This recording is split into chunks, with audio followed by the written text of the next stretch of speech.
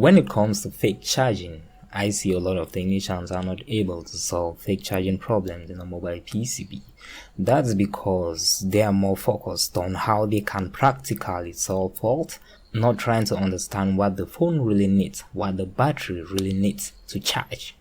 You get? So I'm talking about fake charging, like when you connect the charger, even throughout the night, the phone will be stopped at the same percentage or maybe draining instead.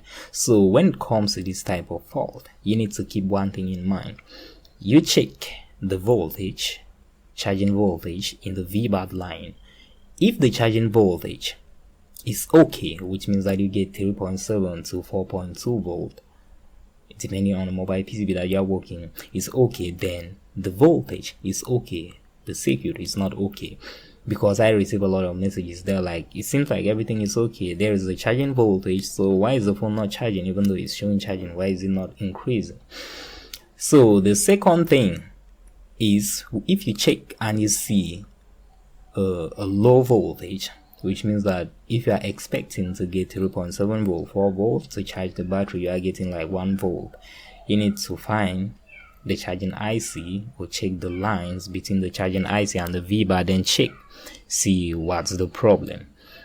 The most common problem is the voltage is available. The voltage is available, but the current to charge the battery is not available, and that's the most common fault. So in some cases, when the charging port is not that clean, when you connect your USB cable, even though it's sending the voltage, just that voltage won't be enough to charge your battery. That's why in some cases, when you just change the charging port, when it comes to fake charging problem, you just change the charging port and the phone will start to charge. So when it comes to fake charging in a mobile PCB, forget about looking the voltage, study the circuit well, understand the components that can be causing this problem. So the most common components that can cause fake charging in a mobile PCB are resistors.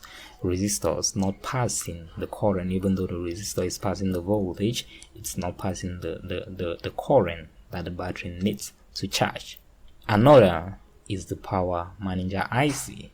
Even though it has nothing to do with the charging IC, like you will say, it has a lot to do with the charging IC, believe it.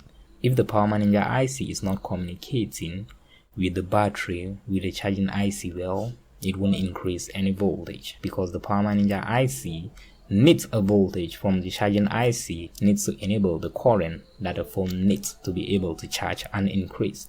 The last thing is the charging IC, which works in most cases. You change the charging IC, even though it was passing the voltage, it will start passing that voltage and current, and everything will be good. So you need to take your time, then learn everything step by step, how everything operates. It's not all about being able to practically do something. Before you can be able to practically do something smoothly, you need that knowledge, and that's why I always focus learning how things operate. That's how I'm able to do a lot of things right now. That's because I try to learn how everything operates, then put everything to work.